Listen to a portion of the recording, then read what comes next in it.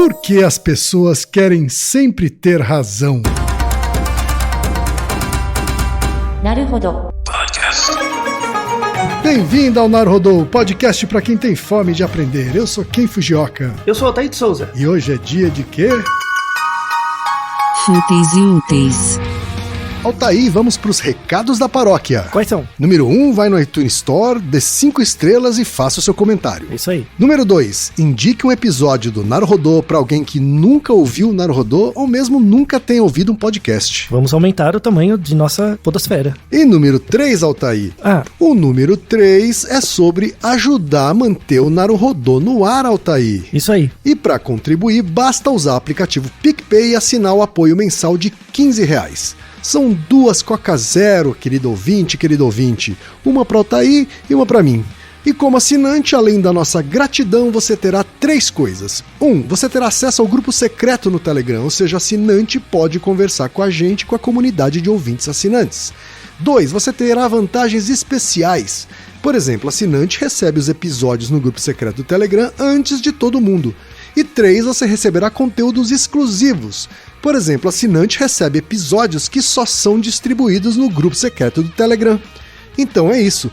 Baixe o aplicativo PicPay e assine o apoio mensal. Com o PicPay você ainda vai poder pagar boleto, transferir dinheiro entre amigos, recarregar celular, sacar o saldo em qualquer banco 24 horas sem taxa. E olha só, no primeiro mês de apoio ao Naruhodo, você ainda tem um cashback de R$15. Isso mesmo, você assina e recebe seus R$15 de volta.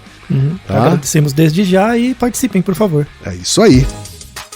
Antes da pauta, mais um recado. Naruhodo está abrindo espaço para as mulheres podcasters, porque representatividade é importante também na podosfera. O destaque de hoje vai para o podcast Tribo TDAH, comandado pela Thaís Finotto, a Tata Finotto para os mais íntimos. Ouça o recado que ela deixou para você, ouvinte do Naruhodo. E conheça o podcast Tribo TDAH. Olá, tribo, tudo bem? Aqui é a Tata Finotto e eu quero convidar você, que, como eu, é ouvinte do Naruhodo e adora entender a ciência e os motivos por trás dos fatos e comportamentos sociais, para ouvir a tribo TDAH.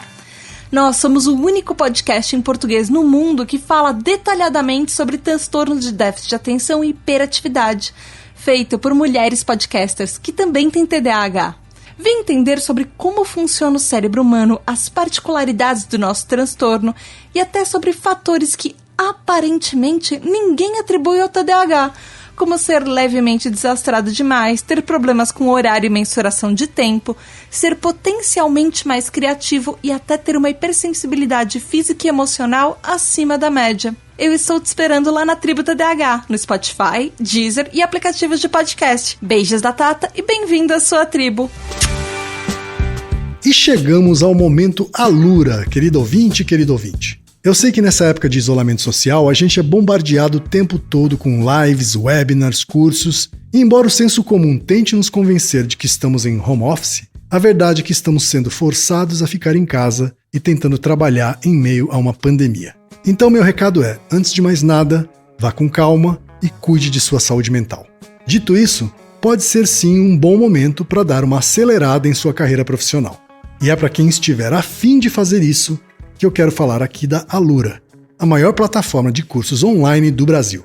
Tem mobile, programação, front-end, infraestrutura de tecnologia, design, user experience, marketing digital, data science, inovação, gestão, tem para todos os gostos. E a Alura não é só uma plataforma, ela é uma instituição de ensino, ou seja, ela garante a qualidade dos cursos que são produzidos por ela mesma. E funciona de um jeito muito simples. Você tem acesso a mais de 1000 cursos com uma única assinatura.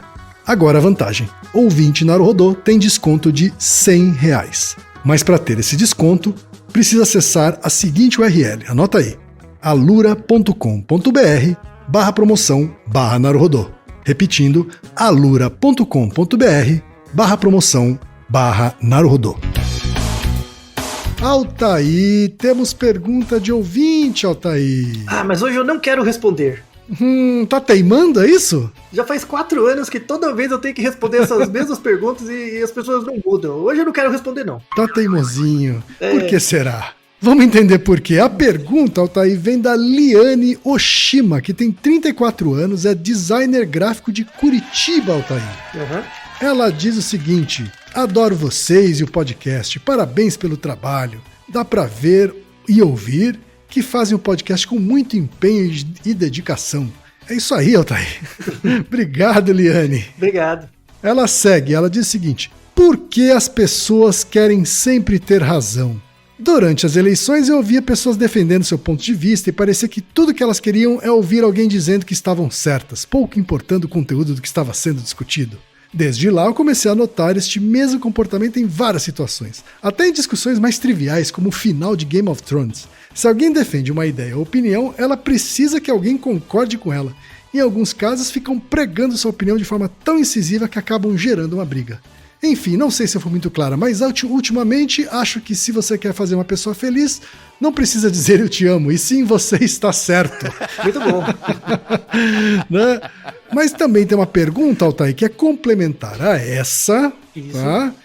Que é da Bruna, que tem 34 anos e é engenheira em São Paulo, capital. Ela diz o seguinte: eu tenho um casal de filhos gêmeos, Vicente e Amália, de 9 anos. Eles brincam bastante juntos e também brigam a beça, ou seja, irmãos normais. A Amália é muito teimosa como o pai e a avó, que querem as coisas sempre de seus respectivos jeitos. Quando digo às crianças o que elas têm que fazer, Vicente aceita e cumpre o combinado com muita tranquilidade, enquanto a Amália costuma apresentar resistência. Acho essa diferença muito curiosa e muitas vezes não sei bem como agir. A teimosia é hereditária? A Amália age assim porque tem o jeito do pai ou ainda posso ajudá-la a trabalhar essa característica para que não sofra como ele na vida adulta? E aí, Altair, Muito assim, o que une essas duas perguntas, né? Por que as pessoas querem ter sempre razão e por que as pessoas são tão teimosas com suas opiniões? Ok, você quer sempre ter razão? Ah, mas com certeza. Você nunca parou pra pensar que às vezes você podia estar errado e você ficou contente por estar errado? Contente que eu estou errado, não, mas eu paro toda hora pra ver que eu estou errado. Assim. Eu estou errado várias vezes, tá? Eu acho que com a maturidade veio a aceitação de que eu erro várias vezes e o comportamento de ouvir mais a opinião dos outros. Mas isso não te deixa feliz, né? Necessariamente.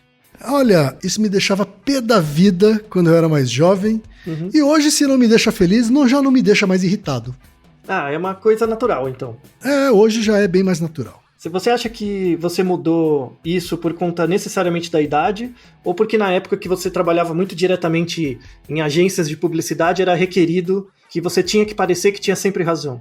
Olha, eu acho que ambientes mais competitivos acabam sim contribuindo para essa necessidade de ter razão. Uhum. Hoje eu trabalho de um outro jeito, né? Um trabalho mais colaborativo. Então, ouvir a opinião dos outros e admitir que os outros podem estar certos, na verdade, faz bem pro meu trabalho. Eu tiro proveito disso. E, na verdade, é uma coisa que todo mundo devia tirar proveito também. Mas, como tanto a Liane quanto a Bruna comentam, não é fácil. Necessariamente, assim, a pergunta do episódio é por que as pessoas querem ter sempre razão. Mas, na verdade, a gente pode inverter essa pergunta, que é por que as pessoas não querem estar erradas, tá? Tá. Então, o que mais incomoda você não é ter razão. Porque quando você tem razão, você para de pensar nas coisas. Tipo, é assim mesmo, então dá um conforto cognitivo, você para de pensar. O problema é quando você tá errado, tá? Quando você acha que tá errado, é isso que te incomoda. Tá? Então, apesar de parecer o contrário, não necessariamente. Então, estar errado te incomoda muito mais do que ter razão. Do que não ter razão, você quer dizer? Do que não ter razão, isso, desculpa. Porque, às vezes, você não sabe se tem razão, você só tá em dúvida. E aí, numa situação que tá todo mundo em dúvida, não tem problema. O problema é quando você não tem razão mesmo, né? Você resiste a isso, tá? Sim. Isso é um termo próprio da psicologia social, que é o tema que vamos discutir hoje, que é bem interessante, que surgiu em 1966. Na verdade, é um fenômeno que existe desde que gente é gente, né? Mas em 66 ele foi mais estruturado e é um termo que veio da física, sobretudo da elétrica, dos estudos de eletricidade, que é o princípio da reatância. Reatância? Reatância. Não é uma palavra muito comum. Isso é física, né? Não é uma palavra muito comum para quem não é engenheiro, né? Engenheiros elétricos veem isso o tempo todo. E quer dizer o que, Altair, reatância? Então, o conceito de reatância na física quer dizer o seguinte: é uma oposição natural de indutores ou capacitores a variação de corrente elétrica. Então, quando você tem um capacitor, tal, esse capacitor ele tem uma certa resistência elétrica que vem do próprio material, ele tem uma resistência, ele tem uma reatância. Então, resistência do material é a própria dificuldade que os elétrons têm de passarem por aquele material. Tá? Certo. Mas além da resistência, tem uma reatância, tem uma força do próprio material em não deixar os elétrons passarem. Então, uma coisa é resistência, que é assim, eu não deixo você passar por dentro de mim. Outra coisa é a reatância, eu não deixo nem você entrar. Tá? Então, é uma coisa anterior. Tá bom. Então, a resistência não deixa me atravessar. Isso. A reatância eu não deixo nem entrar. Nem chega perto, Tá? Então, quando você junta a reatância mais a resistência, você tem a impedância, né? Isso é o termo técnico. Mas essa questão física, ela tem uma aplicação na psicologia social muito interessante, por isso que o termo é muito bom. Apesar de não ser algo popular, então todo mundo tem resistência a informações novas, mas a reatância é um pouquinho diferente. Por exemplo, você me fala uma informação que eu nunca ouvi antes, né? Você me dá uma informação nova. Eu posso ter uma resistência. A resistência seria assim, mas por que isso acontece? É uma dúvida, eu fico em dúvida. Mas é assim mesmo? Né? Alguma coisa assim. Isso é a resistência à informação. Eu perguntar para você mais informações sobre o problema. Outra coisa é a reatância. A reatância eu nego. Eu falo, não quero fazer. Não, tá errado. Entendeu? Você nega de cara. Tem um nome mais atual que não reflete tão bem esse princípio da reatância, porque às vezes as pessoas procuram na internet sobre backfire effect. Né? Você já ouviu falar desse termo, né? Sim. A gente falou do backfire effect no Naruhodo sobre por que as pessoas têm tanta raiva nas redes sociais, né? Exato. O termo próprio, que tem mais estudos, não é o backfire effect, é a reatância psicológica, tá? Então, espero que fique claro, assim, resistência à informação todo mundo tem, é natural, quer dizer que você quer ter dúvidas, você quer reduzir as suas dúvidas. Então, a gente não é um robô que você programa uma coisa, o que está programado a gente faz, né? É normal ter um pouco de resistência para você entender melhor. Isso é muito adaptativo. A reatância é você negar de cara. Então, é muito comum em criança e adolescente. Então, você vai falar para a criança, faz isso, a criança vai fazer exatamente o contrário.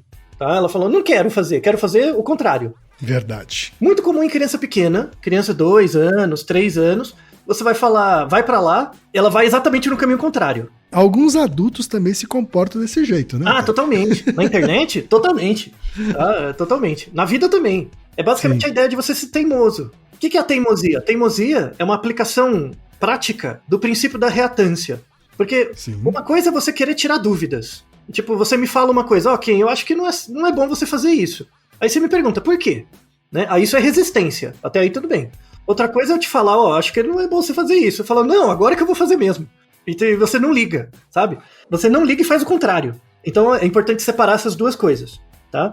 O princípio da reatância, esse conceito da psicologia social mora como uma das teorias de resistência à persuasão, coisa muito de publicitário, né? Eu quero te persuadir alguma coisa, uma coisa é você resistir à persuasão. Tipo, não vou comprar. Ou você ter mais informações. Tipo, você quer comprar o meu produto? Mas esse produto serve pra quê? Aí você tá no processo de resistência. Reatância à persuasão, não. Tipo, eu não quero, sabe? Não quero. Não vai nem ouvir a mensagem. Nem ouvir, você desliga na cara. Sabe, telemarketing é reatância, não é nem resistência. É bem isso. Então, a definição de reatância psicológica é um estado onde indivíduos percebem que a sua percepção de liberdade foi ameaçada e, nesse caso, eles experienciam a sensação de reatância como uma inclinação motivacional para restabelecer sua liberdade. Essa é a definição de 1966 do Jack Breher, né, que é um cara que... o primeiro teórico que cunhou esse termo, e ele coloca nessa definição algumas palavras que é importante esclarecer. Reatância é uma inclinação motivacional. Então eu fico motivado a reagir contrariamente. Então isso é importante. Tá? Eu ativamente não quero. É diferente de não fazer nada. Tipo, você me fala uma coisa, vai lá, arruma o seu quarto, e eu não faço nada. Outra coisa é eu não arrumar, eu bagunçar mais. Isso que é reatância. Tá? É o contrário. Sim. Que é o teimoso mesmo. É fazer exatamente o contrário. E a reatância vem como uma inclinação motivacional para restabelecer a sua liberdade. Não vou entrar no conceito transcendental do que é liberdade, dessas escolas de teorias de liberdade. Quando eu falo aqui, é liberdade com L minúsculo, que é a liberdade individual. A definição mais senso comum de liberdade, que é muito usada nesses coaching quântico, assim, essas coisas, que tá tudo errado, né? Que é aquela liberdade, tipo, se você quiser, você pode, sabe, essa coisa? Né? Que é essa definição meio besta, assim, liberdade é a capacidade de eu fazer tudo o que eu quiser, né? Isso é liberdade. Quando eu falo, assim, as pessoas têm essa sensação de querer, de se sentirem livres. Se eu quiser, eu posso fazer qualquer coisa. Tipo, tô nessa sensação, se eu puder, eu posso comprar um sorvete, eu posso ir ali, eu posso fazer alguma coisa ou outra e tal. Quando eu te dou uma regra externa, e essa regra meio que limita a sua liberdade, né, percebida, você vai reagir a ela, e aí você tem a reatância. Então você reage para ter controle da sua liberdade percebida. Não quer dizer que essa liberdade é real. Como você vive numa sociedade, a sociedade tem leis, né? Você não vai matar as pessoas, você não vai sair pelado na rua, essas coisas. Você sofre sanções por isso. Mas como você vive numa sociedade onde essas regras existem desde sempre, para você não afeta a sua liberdade percebida. Apesar de afetar a sua liberdade com L maiúsculo. Tudo bem? Ok. Tá? E como que isso acontece, né? Então, um outro nome também para reatância é o psicologia reversa. Você já ouviu falar desse termo? Psicologia reversa? Claro, que é o que a gente usa com as crianças teimosas, né? Pois é, então, só que não funciona, né? Esse que é o problema. Funciona uma ou duas vezes como brincadeira, mas como regra... Isso, exatamente. Funciona só as primeiras vezes, é igual truque barato. Isso. Muita gente fala disso, né? Estou usando psicologia reversa para mudar seu comportamento. Não. Tá? O termo correto é reatância, estou trabalhando com a sua reatância, e em geral isso gera resistência, você resiste à informação, você faz o contrário. Então, de novo, né, a reatância é uma tentativa de voltar à liberdade que você teoricamente perdeu. Só que, na verdade, você nunca tem liberdade, né? Então, a ideia, e uma definição um pouco mais operacional de liberdade é a capacidade de você controlar aquilo que te controla, né? Ou pelo menos você sentir que está controlando aquilo que te controla. O marketing e a publicidade fazem muito isso. Então eles te vendem um produto e te explicam que esse produto vai te dar mais liberdade para fazer alguma coisa. Então, por exemplo, você comprar um carro. Ou pelo menos cria essa ilusão, né? Isso, porque é uma ilusão, né? A sensação de liberdade comportamental é ilusória. É só uma sensação que você tem, ela não é comportamental de fato. Porque comportamentalmente você não pode fazer uma série de coisas, por conta da lei, das regras sociais. Mas quando você acha que está livre, né, quando você acha que está controlando aquilo que te controla, você fica numa tranquilidade. Então imagina que você está lá vivendo sua vida muito bem, de repente aparece uma doença do nada e falam que agora você tem que ficar em casa. É uma regra externa que chega, você não tem o que fazer, você fica meio acuado, isso limita a sua liberdade, certo? Sim. Como limita a sua liberdade, o que você vai fazer? Você vai ter reatância, aí você vai evitar. Mas como assim? Não quero, tá errado.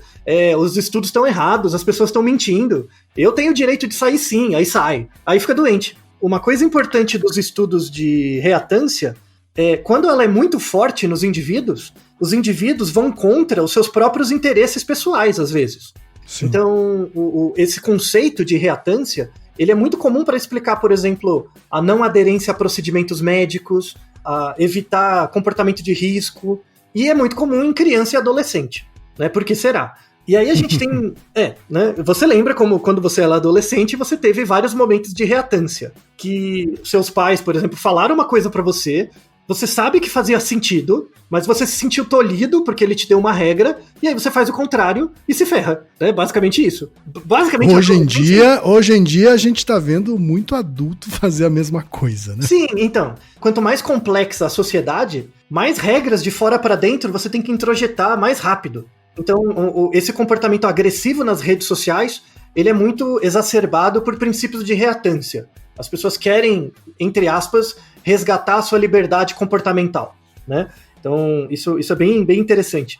Nas teorias de persuasão, isso é chamado efeito bumerangue, né? O efeito bumerangue eu te dou uma regra, aí você olha essa regra e fala, eu não quero fazer isso, e aí você reage contra, tá? É o efeito bumerangue. Exatamente. Tem um outro nome também chamado de efeito Barbra Streisand, que era um caso de que tinha a Barbra Streisand, que é uma atriz lá dos anos 70, 80, ela alugou uma casa e teve um problema que ela não pagou o aluguel, algo do tipo. E aí isso estava correndo em segredo de justiça, né? O que é muito comum. Como essa notícia estava correndo em segredo de justiça, você não podia divulgar. Só que aí aconteceu algum evento em que ela falou sobre isso, que isso estava sobre segredo e ela não podia dizer nada. Aí o que as pessoas fizeram? Foram procurar. E aí, quando elas acharam o porquê lá, que ela estava com alguns problemas financeiros, divulgaram toda a história, muito mais do que o esperado normalmente. Exato. Existe até um lema na área de relações públicas que se diz assim: um melhor jeito de você divulgar uma notícia é você negar a notícia. Pois é, isso trabalha com esse jogo, né? Então, várias áreas do conhecimento têm essa percepção intuitiva de que você trabalhar com o contrário, né? O teaser. Essa ideia do teaser é um pouco assim. Às vezes você faz um teaser de uma informação que diz o contrário, pra meio que motivar, tipo, não compre esse carro, sabe? É um teaser meio barato, assim, né? Para as pessoas terem mais interesse em querer saber. Não aperte esse botão, não veja esse vídeo, sabe? Todo esse tipo de coisa que é bem pensamento de criança, né? E aí, assim, acho que agora você já percebeu que esse comportamento da reatância é muito comum. Todo mundo tem, todo mundo alguma vez na vida já teve essa reatância e falou, não quero fazer isso, né? E você evita, é muito comum. E aí eu tenho perguntas pra você, Ken, pra pegar sua intuição a respeito. Faça as perguntas. Você acha que pensa em crianças pequenas, como na pergunta da Bruna. Você acha que essa reação negativa, inversa ao comportamento de regra, ele é mais comum em meninos ou meninas? Eu vou chutar, tá, Otávio? Eu vou chutar. É chute mesmo. O meu chute é que os meninos são mais cabeça dura. Então, vamos deixar um artigo na descrição. Tem que deixar claro que é um artigo escrito em 1981, ele é bem antigo, que mostra exatamente isso. Ele mostra esse efeito de regras, de reatância, e ele mostra que é um pouquinho maior nos meninos, tá? Só que ele foi... Não é tanta diferença assim? Não, a diferença é pequena. Aí, esse artigo é de 1981, né? Eram 2 grupos de crianças. Você oferecia para os 2 grupos de crianças uma série de brinquedos. No primeiro grupo, as crianças podiam escolher os brinquedos que elas queriam brincar. No segundo grupo, não. O experimentador mostrava todos, mas ele escolhia qual ele ia dar. E avaliava o comportamento das crianças. Se as crianças gostavam daquele brinquedo dado, ou se na verdade elas gostavam de outro, e aí ficaram meio sem graça de brigar para pegar aqueles que elas queriam e tal. E aí eles viram que os meninos resistiam um pouco mais, os meninos tinham um pouco mais de reatância.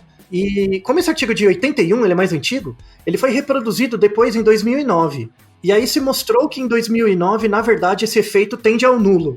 Então não tem diferença entre meninos e meninas. O que se mostrou, na verdade, é que, com base nos dados de 2009, que tinha mais controles, é que não é que os meninos tinham mais reatância, as meninas tinham mais conformidade. Elas se conformavam mais à regra. Entendi. E aí tem toda uma discussão de papel de gênero e tal, né? Que é esperado que as meninas fiquem mais quietinhas e tudo mais. Há uma resignação decorrente de um ambiente que oprime. Tinha uma expectativa, né? Não era nenhuma opressão, era uma expectativa que no final gera restrição, né, comportamental, mas era uma expectativa que existia muito antes do experimento em si. Quando você atualiza isso com amostras mais novas, assim, né, em 2009, viu que esse efeito tende a nulo. Então, em relação à reatância, não tem diferença entre menino e menina, mas tem um efeito de personalidade. Então, temos o nosso Naruhodo sobre personalidade, né, traços de personalidade. Tem trabalhos que relacionam a quantidade de reatância que uma pessoa tem e traços de personalidade, com base no Big Five. Com base no Big Five, o comportamento, o traço, né, que tem maior relação com a reatância é o neuroticismo. Neuroticismo basicamente é o quanto informações negativas te alteram. Entre aspas, é o quão pessimista você é. Então, quanto mais neuroticismo eu tenho, quanto mais preocupação de que as coisas vão dar errado e tal, quanto mais neuroticismo, mais reatância eu tenho a informações diferentes. Então, existe um certo traço de personalidade, sim. Isso responde um pouco à pergunta da Bruna, né? Então, apesar da Amália ser mais teimosa do que o Vicente, parece que não é uma questão de sexo, mas talvez da personalidade, tá? Ou do temperamento de crianças pequenas. Recomendo o Naruhodo sobre teste de personalidade para ter mais detalhes. Aí entrando em artigos, temos artigos muito interessantes sobre isso, né? Tem várias áreas do conhecimento ligados às teorias de comunicação que usam o princípio da reatância, mas antes tem uma questão muito da teoria. O Jack Breher, em 1966, quando ele cunhou o termo reatância, e ele mesmo disse que ele puxou isso da física, desse princípio de resistência elétrica e tal, de impedância. Que ele se apropriou dessa ideia, né? Ele se apropriou como uma metáfora útil, né? Ele falou, isso acontece na física, parece que acontece no comportamento. É uma sacada muito boa. Assim, é uma metáfora boa. E ele veio com uma questão importante desse conceito, que é o seguinte. Tudo bem, eu vejo que as pessoas têm reatância, né? Elas resistem. Mas será que dá para medir? Será que eu consigo aplicar, por exemplo, um questionário em você e em mim para saber os níveis de reatância que a gente tem para uma mensagem, isso não é trivial, tá? Não é trivial. Como é que eu crio um questionário para medir isso? O que eu pergunto, né? Sim. Tipo, se eu perguntar para você, eu me sinto muito com vontade de fazer o contrário do que as pessoas me dizem. Isso não mede muito bem, né? Muito difícil de capturar isso. É, né? Então ele colocava desde os anos 60 de que não é possível medir a reatância. E aí é uma sacada muito interessante, que para ele, a reatância vem como um processo de reação a uma ameaça. Então quando eu digo para você, não beba, eu tô te dando uma restrição, não beba. Você sente a sua liberdade tolhida e logo você interpreta isso como uma ameaça e para resistir à ameaça, você faz o contrário. Você tem a reatância. Então o Breher associa isso muito à emoção, a um comportamento do corpo. Você já deve ter tido essa sensação, todo mundo já teve essa sensação alguma vez. Quando eu te falo uma coisa, né, eu falo, acho que não vai dar certo. Aí você fica pensando na sua cabeça, quem ele pensa que é pra dizer que não vai dar certo? Agora eu vou tentar até conseguir. Você já teve essa sensação, né? Só pra ter razão. Isso, só pra ter razão. Mesmo que você se lasque, que não adiante nada, mas só pra ter razão. Você já fez isso. Isso é muito comum na internet. Uma pessoa posta uma parada na internet, aí você lê aquilo, que a pessoa marca você. Como que essa pessoa pode dizer esse negócio? Aí você vai e comenta em cima. Essa sensação Tanto que existe a frase, né, Altair? Você quer ter razão ou você quer ser feliz? Isso, exatamente. Tem a ver com o e-mail da Liane, né? Que ela fala, né? Hoje em dia você não precisa dizer eu te amo, só precisa dizer você tá certo, né? Faz muito sentido essa percepção dela, tá? Então, muita gente sente a reatância, na verdade todo mundo, né? Sente essa reatância no corpo. Isso que é importante, você sente assim o seu estômago mesmo.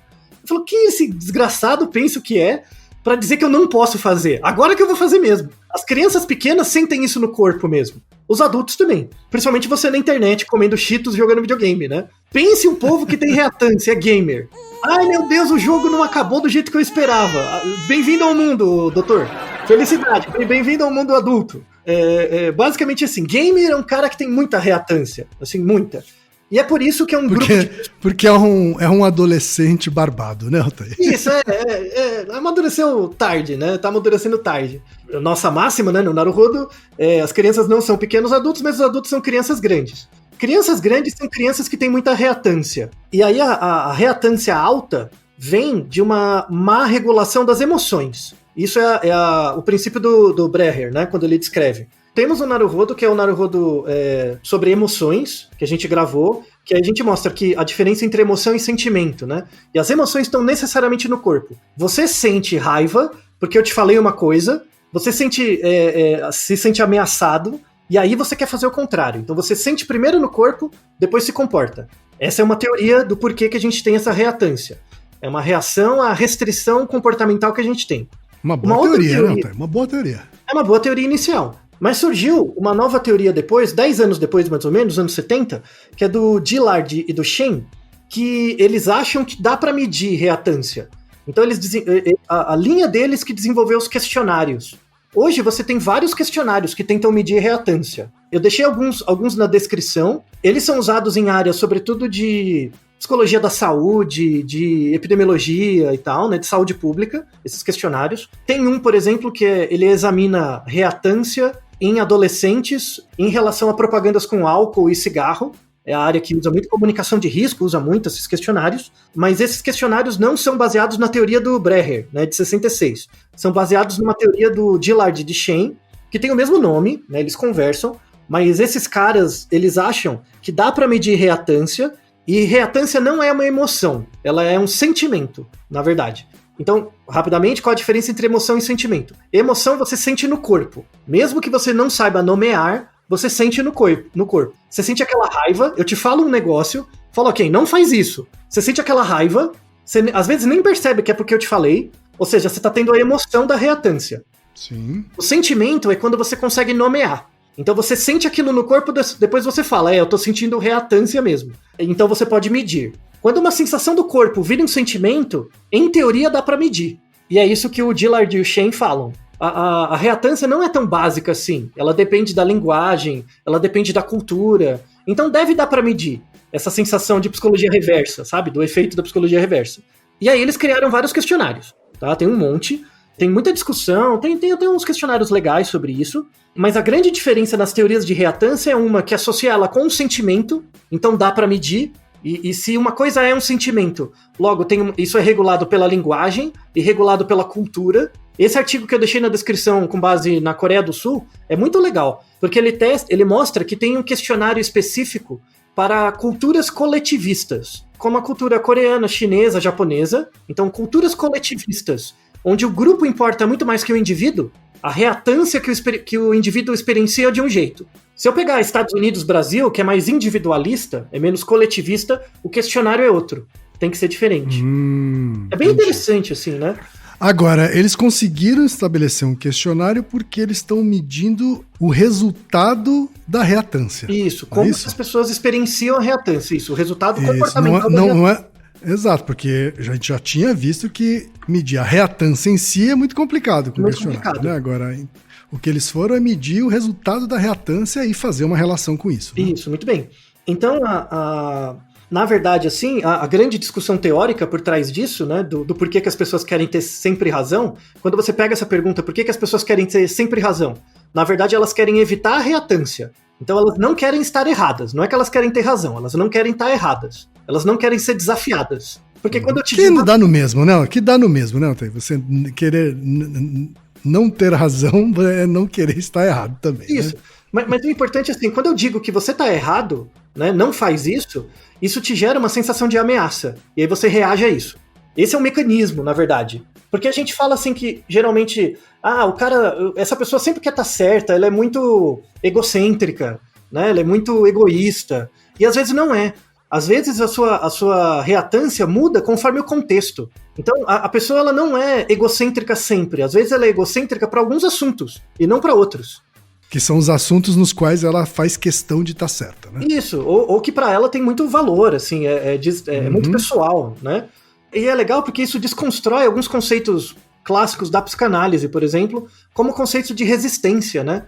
Então, resistência psicanalítica é, na verdade, que você tem um conteúdo repressivo no seu inconsciente e tal.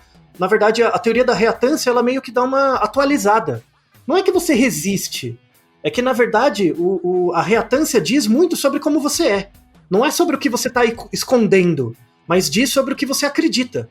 Isso tem que ser considerado também, né? Para a pessoa acreditar naquilo que ela acredita, ela chegou até o momento de hoje viva acreditando naquilo. Então é importante. Exato. Então essa é a relação que eu estava construindo na minha cabeça. A reatância tem a ver com crença. Tem né? a ver totalmente com crença. Né? Quando ela mexe com uma crença sua, a reatância liga. Isso. Na verdade, é como você cria a sua percepção de liberdade, que é uma percepção, ela não é comportamento. Então, uma questão importante da reatância, ela avalia como você controla os seus pensamentos, mas não os seus comportamentos. Por exemplo, você nasce numa sociedade que tem leis. Sempre existiu aquelas leis. Então, o seu comportamento já é restringido de cara. Você já nasceu numa sociedade que tem uma estrutura social que te controla.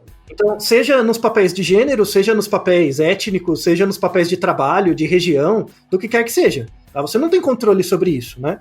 A gente discute isso muito no Naruhodo sobre propaganda infantil. Então, quando você impõe propagandas infantis muito jovens, na verdade você está criando restrições comportamentais. Depois, essas restrições comportamentais vão virar estratégias de controle do pensamento do indivíduo. Por isso que é muito grave se fazer propaganda para criança. Mas a reatância, ela é do campo da decisão, não do campo da escolha. Então ela é do campo do que você acha que você pode fazer, mas não do que você consegue fazer de fato, tá? Entendi. Então, de novo, né? Vamos diferenciar a decisão de escolha aqui. A gente tá falando que escolha tem a ver com comportamento de escolher. Manifesto, né? Real. Enquanto que decisão tem a ver com o processo que precede uma escolha, né? Muito bem, exatamente isso. São as regras normativas que você cria sobre a escolha, a rigor. A reatância trabalha nisso, é no processo decisório, é o quanto você se sente capaz de fazer aquilo que você quer, entre aspas. Porque, na verdade, você nunca pode fazer tudo aquilo que você quer, né? Só o gamer, né, comedor de cheetos, que acha que pode, né? E por isso que ele fica puto no mundo virtual dele. Esse que é o problema. E aí, pra fechar, a gente tem alguns artigos. São artigos muito interessantes, na verdade. Isso nos anos 80, tá? São artigos bem antigos já, que mostram o efeito da reatância. Nos anos 80, o governo americano resolveu deixar mais claro que só pessoas com menos... eles fizeram um teste. Até então, só pessoas maiores de 18 anos podiam beber. E aí eles resolveram aumentar a idade para 21 anos, em alguns estados. E aí eles queriam ver o resultado disso nos adolescentes. Tudo bem? Tá. E aí o que eles viram, né? Quando eles aumentaram para 21 anos, ou seja, agora você não pode beber com 18, só maior que 21. Ao invés de reduzir o consumo, aumentou o consumo dos menores de 21. Então, os adolescentes que tinham menos, assim, eles pegaram antes da lei e depois da lei. Antes da lei, tinha uma certa prevalência de adolescentes com menos de 18 anos que bebiam. Essa prevalência era em torno de 21%.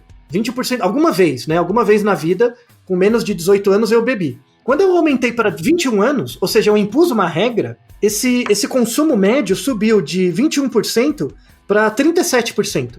Então parece que só o fato de eu impor a regra fez a pessoa, os mais jovens beberem mais. Só que esse aumento de consumo não foi nas pessoas maiores de 21 anos. Quem tinha mais de 21 anos, a regra não me afeta, e aí eu bebo normal. Continuo bebendo enquanto eu já bebo.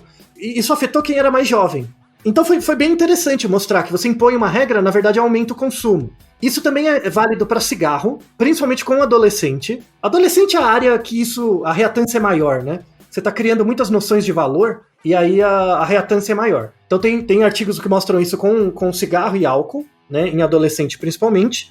E aí eu queria aproveitar, temos produção nacional brasileira de qualidade sobre o tema, de consumo de álcool em adolescentes. Eu queria chamar um colega meu, né, da Unifesp, o André Bedendo, que escreveu 2 artigos, os 2 em 2019 agora, muito recentes, sobre consumo de álcool em adolescentes e como ele desenvolveu, junto com uma parceria de vários países, uma plataforma para que adolescentes que acham que estão sobre consumo excessivo de álcool possam monitorar o seu comportamento. Porque aí a gente chega num ponto, né? Se todo mundo tem reatância, por exemplo, como é que eu convenço as pessoas de que elas têm que beber menos, porque faz bem para a saúde você beber menos. Elas têm que fumar menos, Sim. Elas têm que fumar e beber mais tarde. Por exemplo, elas têm que ficar em casa, né? Não pode sair muito de casa por conta da pandemia atual, né? Como que eu faço as pessoas seguirem essas regras, né? Que são importantes para elas, mas por reatância elas evitam, né? Elas fazem o contrário. O André tem um site que avalia o comportamento de estudantes e adolescentes e mostra que um resultado bem interessante do trabalho dele, que vamos deixar 2 artigos na descrição sobre isso, bem recentes, que mostram aqui que a ideia não é dizer para o jovem que ele não pode beber, porque ele sabe que não pode, né? Isso é meio óbvio. A questão é dizer para ele quais são os prós e os contras, é dar mecanismos para a pessoa ter controle. Como que você faz uma pessoa ter controle de uma regra externa? Mostrando para ela o mecanismo. Fala, você sabe qual é o efeito do álcool no corpo? Por que você fica, por exemplo, quando você bebe, você fica bêbado? Por que te dá essa sensação de embriaguez? Você explicar o mecanismo. Ou seja, no final das contas é não tratar ele como um idiota. Isso. Mas isso vale para todas as pessoas, né? Então, por exemplo, você tem que sair de casa de máscara. Ou você tem que ficar em casa. Mas por quê? Por que isso acontece? Se você explicar os mecanismos, a aderência das pessoas a práticas de saúde pública melhora muito. E daí vem a importância da divulgação científica, por exemplo, para essas questões, sobretudo de saúde pública. E então eu queria convidar o André Bedendo, ele mandou um áudio pra gente explicando os resultados do trabalho dele e gostaria que ele falasse um pouco a respeito. Então vamos ouvir o André Bedendo de Souza, que é doutor e mestre pelo Departamento de Psicobiologia da Universidade Federal de São Paulo e psicólogo pela Universidade Federal de Juiz de Fora. É pesquisador visitante no Department of Health Sciences na University of York, no Reino Unido, e ele possui experiência em pesquisa sobre aspectos biopsicossociais relacionados aos usos de drogas psicotrópicas e suas implicações na saúde. Vamos ouvir. Fala, André! E aí, quem é o Taí? Tudo bem? O que nós fizemos nessa pesquisa foi desenvolver e avaliar um site que entregava uma intervenção para a redução do uso de álcool entre estudantes universitários. Inicialmente, os participantes respondiam aos questionários e em seguida recebiam informações sobre como estava o seu uso atual de álcool e como ele se comparava com o universitário brasileiro médio. Para isso, a gente dividiu os participantes em alguns grupos. Um primeiro grupo não recebeu inicialmente essas informações, outro grupo recebeu a intervenção completa e 2 outros grupos receberam versões parciais da intervenção, sua primeira ou segunda metade. Uma das perguntas no questionário era sobre qual motivado e interessado o participante estava para saber mais sobre o seu uso de álcool atual. E esse foi um aspecto fundamental quando a gente avaliou os efeitos da intervenção. Após alguns meses, todos os grupos diminuíram seu uso de álcool, mas os efeitos eram melhores entre os participantes que estavam inicialmente mais motivados e recebiam a versão completa da intervenção. Por outro lado, aqueles participantes que estavam menos motivados iam melhor quando recebiam as versões parciais ou reduzidas da intervenção. Inclusive, superavam em alguns casos os efeitos da versão completa. Isso mostra que não basta criar uma estratégia universal e esperar que ela funcione para todos. É preciso saber o quão receptivo o participante está naquele momento e assim direcionar as versões mais adequadas da intervenção. Atualmente, a gente atualizou o site da pesquisa e ele pode ser acessado no link quantobebo.com.br. Nele, os estudantes universitários de todo o Brasil podem colaborar com a pesquisa e também conhecer um pouco mais sobre o seu uso de álcool atual. Com os novos dados da pesquisa, que se chama PUB, Pesquisa Universitária sobre Bebidas, vamos avançar mais ainda no conhecimento sobre como, por que e para quem a intervenção funciona. Isso é fundamental tanto para conhecer mais sobre o comportamento do uso de álcool entre os estudantes universitários, quanto para desenvolvermos versões mais adequadas da intervenção e que levem em conta as características dos participantes. Isso ajuda inclusive a evitar que a intervenção cause efeitos negativos em quem a recebe, o que nunca é algo que a gente quer que aconteça. Obrigado pelo convite para contribuir um pouco com o Naruhodo. Grande abraço. E aí, Altair? Trabalho muito legal que o Bedendo desenvolve lá na Unifesp, né, com esse site, né, ele falou sobre o site, vamos deixar na descrição também o endereço para você entrar nesse site. Isso não vale só para adolescente, tá? Vale para qualquer pessoa. Se você sente, por exemplo, ou você tem vergonha, né, ou alguém te fala isso e você se sente muito afetado, por exemplo, um tema que a reatância afeta muito é o alcoolismo. Temos até, eu e o Ken, a gente participou de um podcast sobre isso, né, que é o Beercast, que é um podcast sobre cerveja. A gente falou sobre... Aliás, um salve pro pessoal do Beercast. Pois é, um salve para eles. E a gente fala sobre a questão do alcoolismo, né? Uma das dificuldades que as pessoas têm para reagir, buscar tratamento, é a própria reatância. Então alguém chega para você e fala, ó, você tá bebendo demais. Eu não. Quem é você para achar que eu tô bebendo demais? Isso é a reatância. Isso vale para cigarro, isso vale para drogas, isso vale para álcool, isso vale para estratégias de saúde pública em geral. O que a gente está trazendo aqui é um exemplo do álcool como um exemplo, mas vale para qualquer outro tipo de percepção de risco. Então vamos deixar esse site. Ele segue bem os protocolos de evitação de reatância, que é tentar dar mecanismos para as pessoas observarem o seu próprio comportamento e aí tirarem conclusões próprias sem ter um julgamento externo, né, de alguém dizendo para elas que está certo ou errado, elas conseguem chegar na conclusão por conta própria. E por fim, Ken, esse é o objetivo último do Naruhodo, né? A gente nunca diz para as pessoas se elas estão certas ou erradas, mas a gente diz para elas como as coisas funcionam, né? Para as pessoas tirarem suas próprias conclusões. Pois é, a ideia é essa. E eventualmente até ir atrás de mais informação, né, Otávio? Isso, então, a grande sacada da divulgação científica é essa. Quem somos nós para botar a mão na sua cara e dizer que você está certo ou errado? A ideia não é essa. A ideia é, de fato, mostrar como as coisas funcionam para você entender os princípios subjacentes ao nosso mundo complexo e, a partir daí, você possa ter um pouco mais de controle, de fato, sobre aquilo que te controla. Então, em última análise, você ser cientificamente educado te torna mais livre no sentido de entender aquilo que te controla e ser uma pessoa muito mais tranquila com o fato de que raramente você tem razão, na maior parte das vezes você está errado, mas algumas vezes você tem que estar, e aí é o objetivo da vida, estar cada vez menos errado e reduzir a sua incerteza no sentido de viver uma vida que merece ser vivida. É isso aí, caro ouvinte. Naruhodo, ilustríssimo ouvinte.